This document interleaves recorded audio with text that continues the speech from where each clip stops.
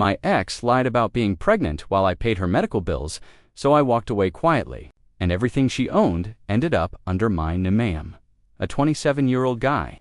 And for most of my life, I believed love meant stepping up whenever the person you cared about needed you. Maybe it came from watching my parents struggle, or maybe it was just wired into me. But I always thought real love was proven through effort showing up, paying bills on time, doing the quiet things no one else noticed. That's why I worked long shifts at the warehouse, sometimes 12 hours straight, then picked up side jobs on weekends. Every paycheck, I split carefully. Bills first, groceries next.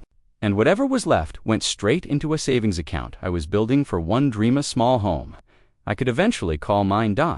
Then Jenna walked into my life. She was everything I wasn't: charismatic, emotionally, unpredictable, and good at making me feel like her presence alone made my life fuller. She had this way of looking at me with wide, anxious eyes whenever something went wrong. "Can you just handle this for me? I'm really overwhelmed," she'd whisper. And instantly I'd feel like the only person keeping her world together. She wasn't manipulative, at least not in the beginning. It just felt like she genuinely needed someone steady, someone who didn't fall apart when things got messy. And I wanted to be that man. I didn't want to be the guy who abandoned someone when they were scared or struggling, but the more time passed, the more I noticed the pattern. Whenever her car made a weird noise, she'd panic and hand me the keys. When rent was late, she'd cry and say her paycheck was messed up again. When she forgot to pay a bill, she'd insist she just can't handle adult stuff right now. And every time I stepped in, she clung to me with this shaky gratitude that made it harder to say no. Still, I convinced myself our relationship was stable, even if she avoided conversations about the future. Whenever I mentioned marriage or long-term goals, she grew distant, almost cold, like the idea scared her more than she'd admit. Then one night, I walked through the door after work and found her sitting on the couch, tears streaking down her face. I think I might be pregnant. And just like that, my entire world shifted under me. I'm not proud to admit it, but the second Jenna said the word pregnant, something in me snapped into place: fear, responsibility, and this strange, heavy determination all at once. I sat next to her, my hands trembling so badly I had to clasp them together. Okay, we'll figure this out," I said, trying to steady my voice even though my chest felt like someone was tightening a belt around it. She handed me a pregnancy test with 2 faint pink lines, and her voice broke as she whispered, "I'm scared. I don't know what to do." The room smelled like lavender and tears, and the only thing louder than her crying was the pounding in my own ears when she said she needed to see a doctor but couldn't afford the appointment. I didn't even hesitate. I told her I'll take care of it, and swiped my card like I was paying for oxygen. She clung to me like a lifeline, mumbling, "You're the only one who actually shows up for me." And I felt this overwhelming need to protect her. It wasn't logical. It wasn't planned. It felt like fate punched me in the chest and said, "Step up the next few days." Jenna became oddly softer, with me more affectionate, more dependent. She'd text me constantly, little things like, "I'm scared," or "What if something's wrong with a baby?" And every message hit me with the same mix of fear and duty. I drove her to pharmacies, paid for vitamins, bought her meals when she said she felt too weak to cook. I didn't question it. I didn't question her. I just kept thinking, this is what a father does. This is what a good man does. But even in those moments, something felt off. She refused to let me come into the clinic with her, insisting she was too anxious and didn't want to be watched. She'd disappear for hours, then come back with vague explanations about tests and results. And every time I tried to ask for details, she'd place my hand on her stomach, whisper, "Please don't stress me," and start crying again.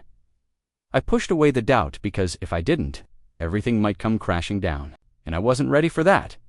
I tried to convince myself things were normal, but the cracks started showing faster than I could patch them. Jenna suddenly became hyper-focused on my phone, asking who I was texting, why I replied late, why certain friends still messaged me. One night, she grabbed my phone off the couch and said, "I just need to make sure no one is stressing you out while I'm pregnant." But the way her eyes scanned my screen felt less like concern and more like control. I told myself it was hormones, nerves, fear. I kept swallowing my discomfort because the last thing I had wanted was to stress someone who might be carrying my child. But then she started blocking me out whenever she had a doctor appointment. She would insist I drop her off and wait at home. "I get too anxious when someone's watching me," she'd say, wiping fake tears before walking inside. Once, I offered to sit in the car or wait in the lobby, and she snapped so hard I froze. "Why can't you just trust me?" she shouted, slamming the door so loudly a couple walking by flinched. Later, she apologized, claiming hormones were making her emotional. I accepted it because I didn't want to be the guy who questioned a pregnant woman her phone, which used to be everywhere, on the couch, on the kitchen counter. Face up on the table, was suddenly glued to her hand. She whispered in the bathroom for long stretches, claiming it was her mom or her best friend, checking on her. Whenever I walked into a room, she'd flip her phone over like it was a reflex. And the medical bills, they kept getting weirder. Receipts with no clinic name. Handwritten notes instead of printed summaries. Cash-only charges that Jenna insisted were just how this place works. When I asked if I could handle payments directly with the clinic, she stiffened and said, "Why are you acting like I'm lying? Is that what you think of me now?" I backed off, but my stomach twisted with unease. Something didn't feel right, like I was holding a balloon stretched too tight, waiting to pop. And the silence between us started feeling heavier than any answer she gave. I kept trying to talk myself out of my own suspicions, but doubt has a way of creeping in through the smallest cracks. One afternoon, I came home early from work and overheard Jenna laughing, on the phone, really laughing. Not the anxious, overwhelmed version she'd been showing me. Pregnancy makes women glow so much. She giggled to whoever was on the other end, sounding nothing like the fragile, exhausted person she became whenever I walked into the room. The shift was so jarring that I froze in the hallway, listening to her talk like she didn't have a single worry in the world. But the moment she noticed me, her face dropped instantly, and she launched into a dramatic cough as if she'd been struggling to breathe all day. Something inside me tightened like I'd just watched a mask slip. Little things started piling up after that.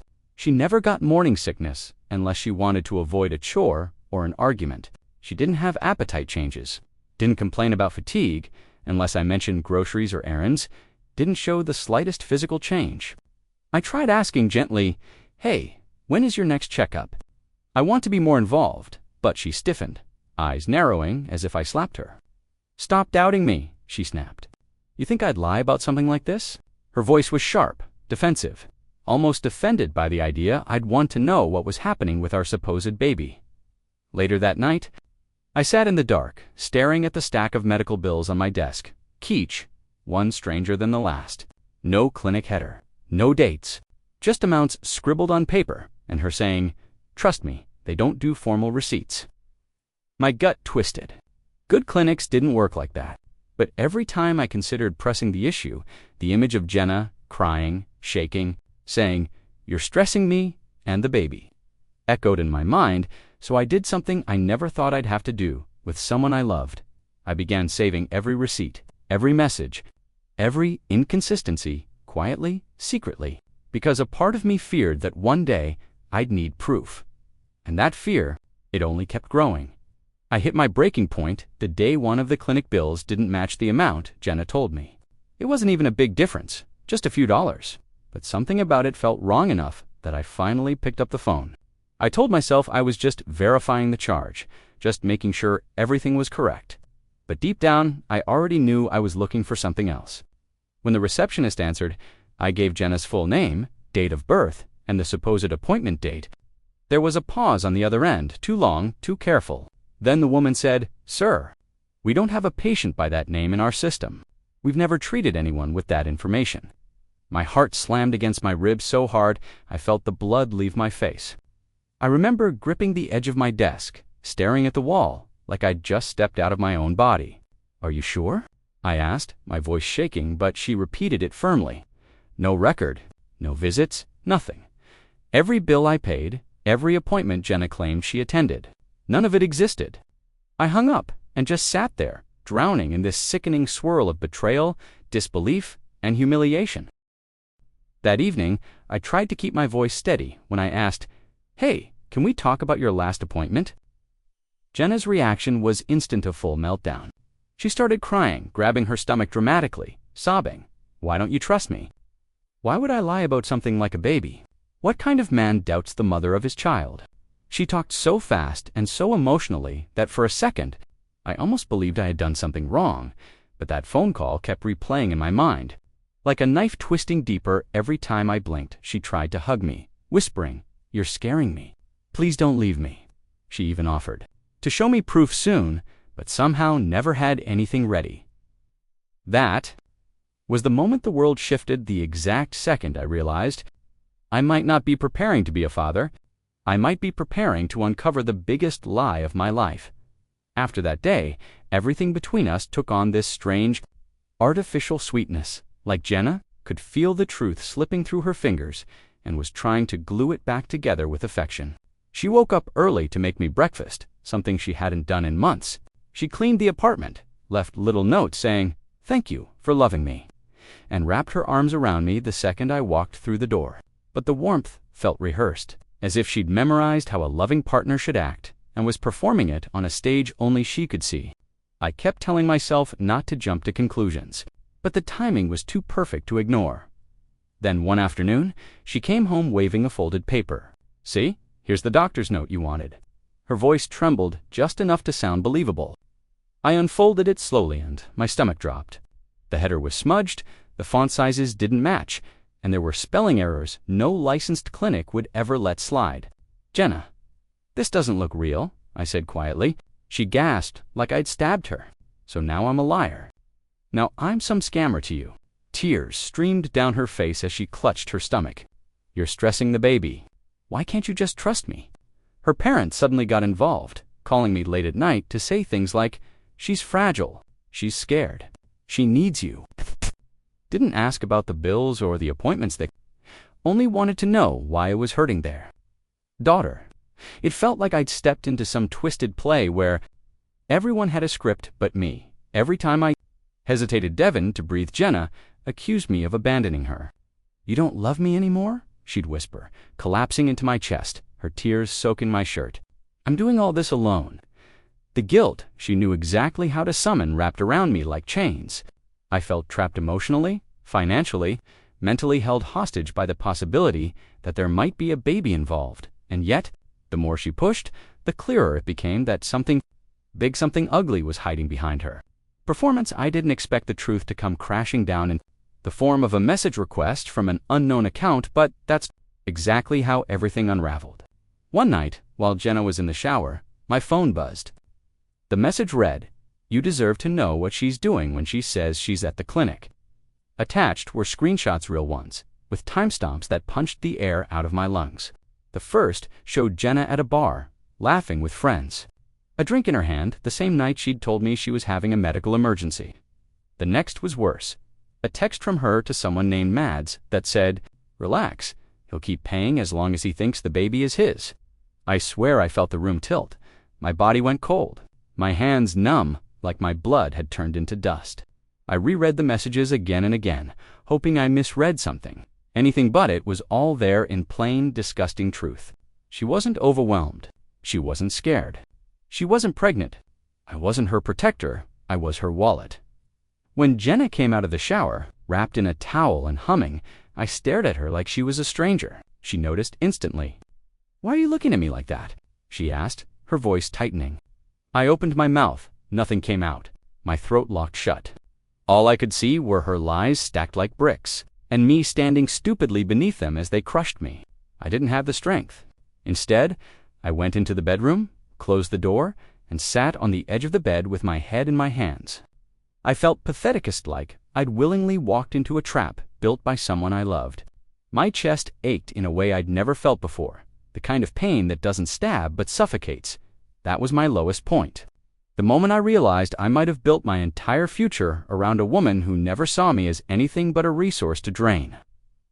I spent that entire night staring at the ceiling, my mind replaying every lie Jenna ever told me.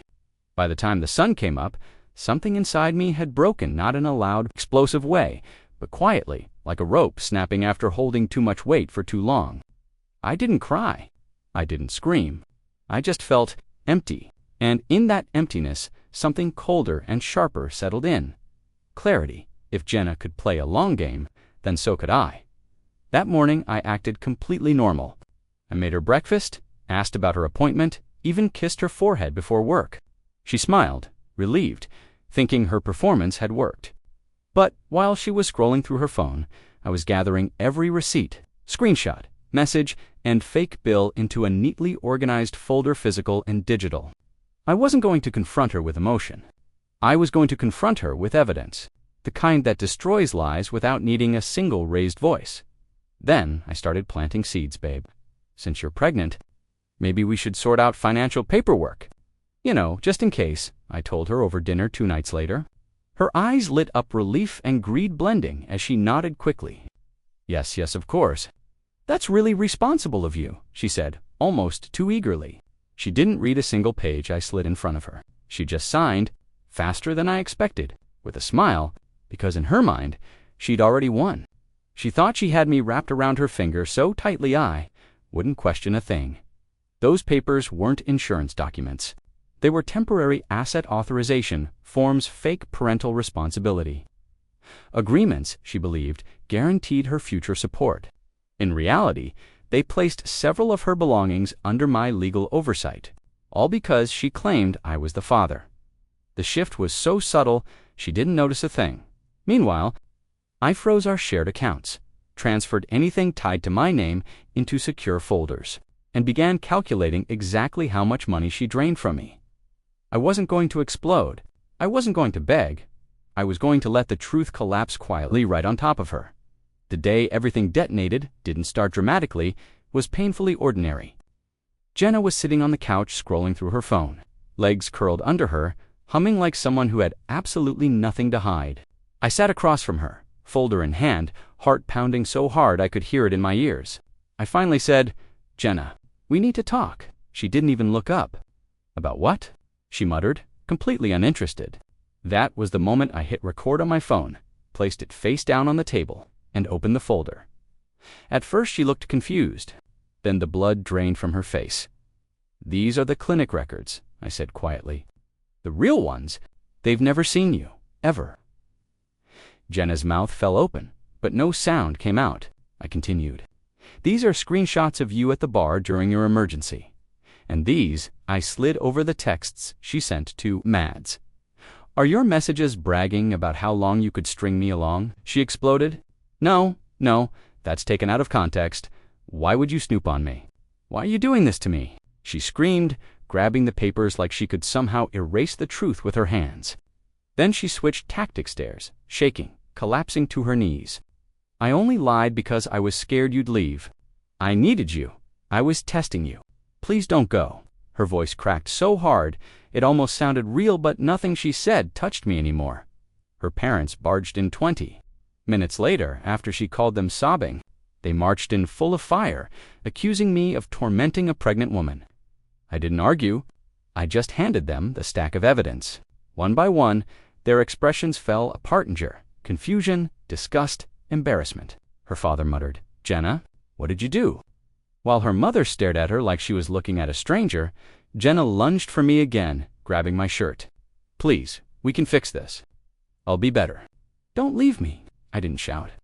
I didn't cry. I just stood up, looked her in the eyes, and said, "I'm done." Then I walked out quietly, calmly, without looking back.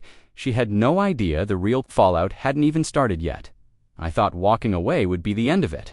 I thought leaving her standing in that living room, surrounded by her own lies, was the final chapter. But life has a funny way of revealing just how deep someone's deception runs, and how deep your quiet revenge can reach when you stop letting emotions lead.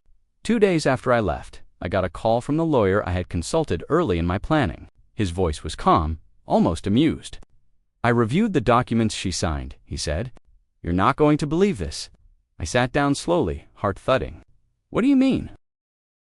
"Those parental responsibility agreements," he continued, "grant you temporary authority over assets," she declared, "connected to your support because she claimed you're the father." Meaning, he paused knowingly.